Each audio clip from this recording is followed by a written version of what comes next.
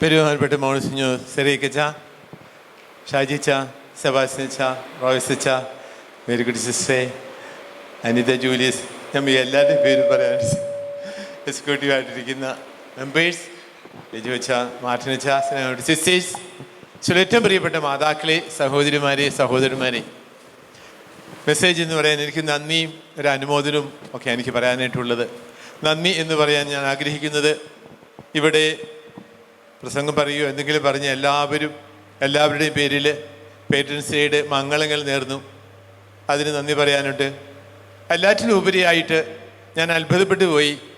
40,000 ജപമാലകൾ ചൊല്ലി എനിക്ക് വേണ്ടിയിട്ട് ദൈവത്തിൻ്റെ അനുഗ്രഹം ലഭിക്കാൻ വേണ്ടി നിങ്ങൾ പ്രാർത്ഥിച്ചു. ഇതിനൊക്കെ വാക്കിലൂടെ നന്ദി പറയാനായിട്ട് സാധിക്കുകയില്ല. അത്രമാത്രം നിങ്ങൾ സ്നേഹം എന്നോട് കാണിക്കുന്നുണ്ട്.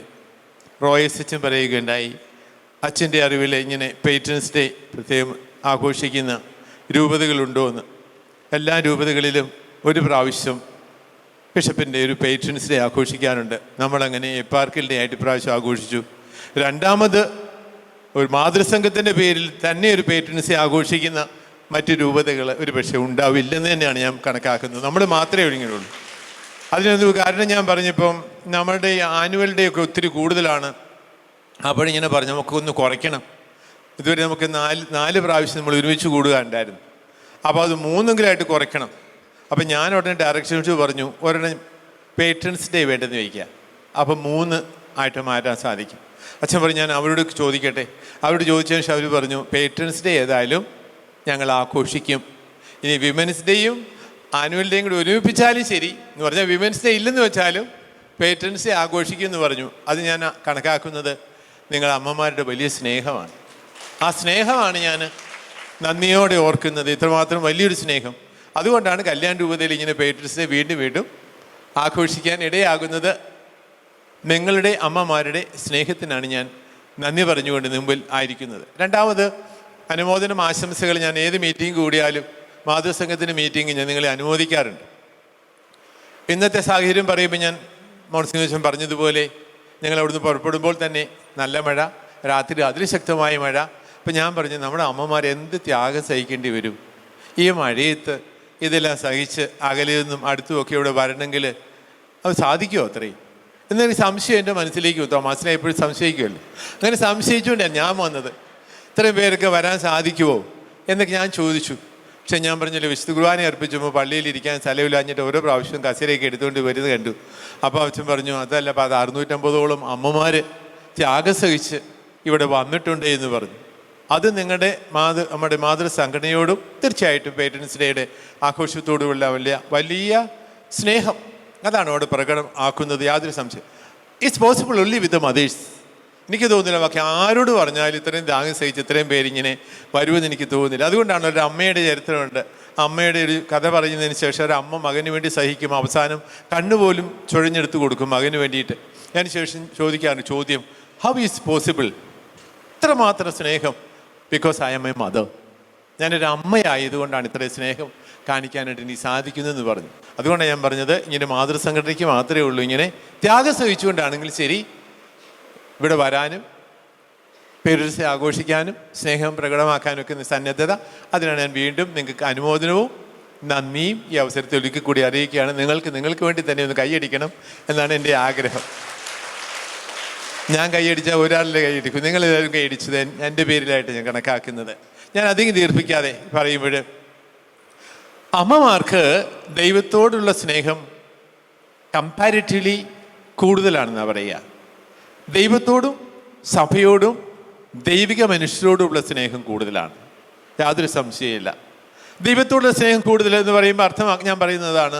വിശുദ്ധ ലൂക്കായുടെ സുവിശേഷം 8-ാം അധ്യായം 3-ാമത്തെ വാക്യത്തിൽ ഇങ്ങനെ വായിക്കുന്നുണ്ട്, കർത്താവ് ശിഷ്യന്മാരൊക്കെ പോകുമ്പം അവരുടെ കാര്യം നോക്കാനായിട്ട് കുറേ പേരുകളൊക്കെ പറഞ്ഞു. ഇങ്ങനെ കുറേ സ്ത്രീകളൊക്കെ അവരെ സാമ്പത്തികമായിട്ട് സഹായിച്ചുകൊണ്ട് ശുശ്രൂഷ ചെയ്തുകൊണ്ട് ഇങ്ങനെ പിന്നാലെ നടക്കുന്നുണ്ടായിരുന്നു. കുറേ സ്ത്രീകളുണ്ട്, അവരുടെ പേര് പറഞ്ഞിട്ടില്ല, ചിലർ പേര് പറയുന്നുമുണ്ട്. അപ്പോൾ അന്ന് തൊട്ട് ഈശോയുടെ കാലം മുതൽ തന്നെ ദൈവത്തിൻ്റെ പിന്നാലെ അല്ല കർത്താവിൻ്റെ പിന്നാലെ നടന്ന് സഭയോട് കൂടുതൽ സ്നേഹവും ഒരു അടുപ്പവും സഭയ്ക്ക് വേണ്ടി എന്ത് ചെയ്യാനായിട്ടും പള്ളിക്ക് വേണ്ടി എന്ത് ചെയ്യാനായിട്ടും ഒരു പുരോഹിതന് വേണ്ടി എന്ന് പറഞ്ഞാൽ ഇപ്പം എന്ത് ശുശ്രൂഷ ചെയ്യാനായിട്ട് ഭക്ഷണം ഒരുക്കാനും അല്ല സമർപ്പിതരാണെങ്കിൽ അവർക്ക് വേണ്ടിയിട്ട് അവർക്ക് വിളമ്പി കൊടുക്കുന്നതിലാണ് ഞാൻ പലയിടത്തും കണ്ടിട്ടുണ്ട്. അമ്മമാർ വന്നതിന് ശേഷം ഞങ്ങൾക്കെല്ലാം വിളമ്പി തന്നുകൊണ്ടിരിക്കും, സിസ്റ്റേഴ്സിന് ഉൾപ്പെടെ. ഇപ്പം ഞങ്ങളിത് കഴിഞ്ഞതിന് ശേഷം ബാക്കിയാണെങ്കിൽ ഞാൻ കഴിച്ചോളാം. അവരവരുടെ കാര്യം പറഞ്ഞതിന് ശേഷം സ്വന്തം മക്കളെ സ്നേഹിക്കുന്നതിന് ഉപരിയായിട്ട് ദൈവത്തിൻ്റെ മനുഷ്യരെ സ്നേഹിക്കും, സഭയെ സ്നേഹിക്കും, ദൈവത്തെ സ്നേഹിക്കുന്നതുകൊണ്ടാണ്. അതാണ് ഞാൻ ആദ്യമായിട്ടൊരു കാര്യം അമ്മമാരെക്കുറിച്ച് പറയാം. അത് നമ്മൾ കാത്ത് സൂക്ഷിക്കണം മനസ്സിലെന്നും. അതോടൊപ്പം തന്നെ നമുക്കറിയാം ഒരു കുടുംബത്തിൻ്റെയൊക്കെ വിശ്വാസം, മക്കളുടെയൊക്കെ വിശ്വാസം, അച്ഛൻ ഫോക്കസ് എന്ന് പറഞ്ഞതുപോലെ ശരിക്കും ഫോക്കസായിട്ട് നിൽക്കുന്നത് ഒരു കുടുംബത്തിൽ തീർച്ചയായിട്ടും അമ്മയാണ്. അമ്മയുടെ വിശ്വാസമാണ് മറ്റുള്ളവർ വിശ്വാസിക്കൊണ്ട്. അതുകൊണ്ടാണ് പത്രോസ്ലീഹായുടെ 1-ാം ലേഖനം 3-ാം അധ്യായം തുടങ്ങുമ്പോൾ തന്നെ പറയുന്നുണ്ട്, wife you can save your husband. ഒരമ്മ ഒരു കുടുംബനാഥയ്ക്ക് കുടുംബത്തെ രക്ഷിക്കാനായിട്ട് സാധിക്കും വിശ്വാസത്തിലൂടെ. അതൊരു കുടുംബത്തിൽ നിന്നൊക്കെ നിറവേറ്റാണ്. ഇന്ന് നമ്മൾ ചിന്തിക്കുമ്പോൾ ഈ ഒരു വർഷം ഇയർ ഓഫ് എവാഞ്ചലൈസേഷനെ കുറിച്ച് നമ്മൾ പറയുകയുണ്ടായി. ഈ എവാഞ്ചലൈസേഷനെ കുറിച്ച് പറയുമ്പോൾ നമ്മൾ എന്തോട്ട് അബ്സ്ട്രാക്റ്റ് ആയിട്ട് കണക്കാക്കരുത്. But we all can do something beautiful for God. ദൈവത്തിന് നമുക്ക് എല്ലാവർക്കും ചെയ്യാൻ സാധിക്കും. ഇപ്പോൾ നമ്മൾ പറയുകയുണ്ടായി, കഴിഞ്ഞ വർഷം നമ്മൾ 30 ലക്ഷം രൂപ സോഷ്യൽ ചാരിറ്റബിൾ ആക്ടിവിറ്റീസ് ആയിട്ട് നമ്മൾ ചെയ്തു. എൻ്റെ നാമത്തിൽ ഒരു പാത്രം പച്ചവെള്ളം കുടിച്ചാൽ എൻ്റെ പ്രതിഫലം നഷ്ടമാകില്ലെന്ന് ഈശോ പറഞ്ഞിട്ടുണ്ട്. Just A glass of water. ഞാൻ കഴിഞ്ഞ പ്രാവശ്യം പറയുകയുണ്ടായി, കർത്താവ് ഒരു കാര്യം കൂടി ചേർത്തിട്ടുണ്ട്. പച്ചവെള്ളം കൊടുത്താൽ പ്രതിഫലം കിട്ടുമെന്നല്ല പറഞ്ഞത്, എൻ്റെ നാമത്തിൽ കൊടുത്താൽ എന്ന് പറയുമ്പോൾ നമ്മൾ പച്ചവെള്ളം കൊടുത്താൽ മറ്റുള്ളവരോട് അറിയണം എന്താണ് നമ്മളെ അത് കൊടുക്കാനായിട്ട് പ്രേരിപ്പിച്ചത്. കർത്താവാണ്, അവിടുത്തെ സ്നേഹമാണ്. അതാരറിയണം?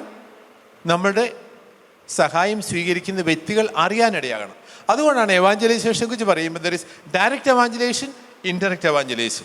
ഡയറക്റ്റ് എവാഞ്ചലേഷൻ എന്ന് പറഞ്ഞാൽ ഞാൻ കർത്താവിനെ കുറിച്ച് കർത്താവിനെ വചനം പ്രഘോഷിച്ച് വിശ്വാസത്തിലേക്ക് കൊണ്ടുവന്ന് കർത്താവാണ് ഏകരക്ഷകൻ, ആ വിശ്വാസത്തിലേക്ക് കൊണ്ടുവരുന്നതാണ് ഡയറക്റ്റ് എവാഞ്ചലൈസേഷൻ.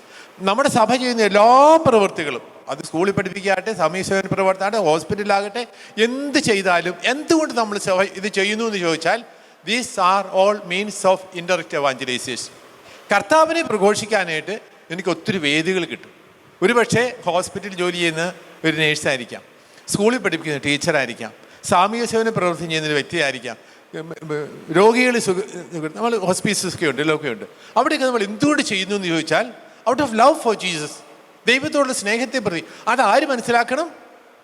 നമ്മുടെ ബെനിഫിഷ്യറീസ് മനസ്സിലാക്കണം. Why I do this.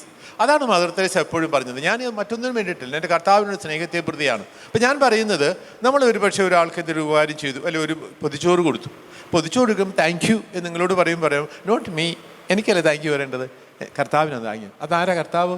Jesus. ആ ജീസസിന് ദാറ്റ് ഈസ് ഇൻഡയറക്റ്റ് എവാഞ്ചലൈസേഷൻ.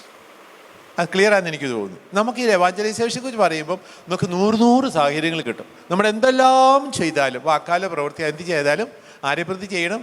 കർത്താവിനെ പ്രതി ചെയ്യണം. അത് മറ്റുള്ളവർ അറിയാനിടയാകണം. അങ്ങനെ അറിയാനിടയാകുമ്പോൾ നമ്മൾക്ക് ഒത്തിരി സാഹചര്യങ്ങൾ കിട്ടും ഈശോയെ പ്രഘോഷിക്കാനായിട്ട്. വാക്കുകളിലൂടെയല്ല, പ്രവൃത്തികളിലൂടെയും ജീവിതത്തിലൂടെയും. അത് നമുക്ക് മനസ്സിൽ നിന്ന് സൂക്ഷിക്കാം. അങ്ങനെ നമ്മുടെ ഈ വർഷം യഥാർത്ഥത്തിൽ മിഷണറി, നമ്മളിന്ന് പറഞ്ഞ 12 അപ്പസ്തലന്മാരെ അനുസ്മരിക്കുന്നു. എന്താണ് അപ്പസ്തലന്മാർ? പ്രേക്ഷിതരാണ്. നമ്മളെല്ലാം കർത്താവ് ഈ ലോകത്തിൽ അയച്ച പ്രേക്ഷിതരാണ്, കർത്താവിൻ്റെ പ്രേക്ഷിതരാണ്, അയക്കപ്പെട്ടവരാണ്. അത് നമ്മളെപ്പോഴും ഓർത്തിരിക്കണം. അങ്ങനെ കർത്താവിനെ പ്രഘോഷിക്കാൻ സാധിക്കട്ടെ. ഞാൻ ദീർഘിപ്പിക്കാതെ അവസാനിപ്പിക്കുമ്പോൾ വീണ്ടും ഞാൻ ആദ്യമേ പറഞ്ഞതുപോലെ ഹൃദയപൂർവ്വം നിങ്ങൾക്ക് നന്ദി പറയുകയാണ്. അതോടൊപ്പം തന്നെ ഈ ത്യാഗമൊക്കെ ഏറ്റെടുത്ത് നിങ്ങൾ വന്നതിനെ ഓർത്ത് നന്ദി പറയുകയാണ്. ഞാൻ അച്ഛനോട് പറഞ്ഞു, ത്യാഗമൊക്കെ സഹിച്ച് ഇങ്ങനെ ഇവിടെ വന്നല്ലോ. എന്നിട്ട് അച്ഛനോട് പറഞ്ഞു, ഇങ്ങനെ ഒരു പ്രാവശ്യം അവർ വന്ന് ഒരു ആഘോഷമൊക്കെ നടത്തി എല്ലാവരെയൊക്കെ കണ്ടുപോയി കഴിയുമ്പം അത് അവരെ സംബന്ധിച്ച് ഒരു ബൂസ്റ്റാണ്. പിന്നെ ചെല്ലുമ്പോൾ അല്പം കൂടി തീക്ഷ്ണമായിട്ട് ഒരു പ്രവർത്തിക്കും.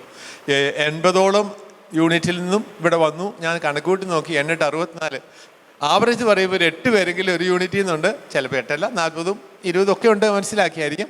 അങ്ങനെയല്ലേ നിങ്ങൾ ഇവിടെ റെപ്രസെൻ്റ് ചെയ്ത് വന്നു. ഒരിക്കൽ കൂടി എല്ലാവരുടെയും മേലെ ഹൃദയപൂർവ്വം നന്ദി പറയുമ്പം ഡയറക്ടറച്ചനും അസിസ്റ്റന്റ് ഡയറക്ടറച്ചനും ആനിമേറ്റർക്കും അതുപോലെ തന്നെ ഇവിടെയുള്ള സന്നിഹിതരായിരിക്കുന്ന ആനിമേറ്റേഴ്സിനും ഭാരവാഹികൾക്കും സന്നിഹിതരായിരിക്കുന്ന എല്ലാവർക്കും ഹൃദയപൂർവ്വം ഞാൻ നന്ദി പറയുകയും അനുമോദനങ്ങൾ അർപ്പിക്കുകയും ദൈവാനുഗ്രഹത്തിൻ്റെ സമൃദ്ധി നിങ്ങൾക്ക് എല്ലാവർക്കും ഉണ്ടാകട്ടെ എന്ന് പ്രാർത്ഥിക്കുകയും ചെയ്യുന്നു. May God bless all of U.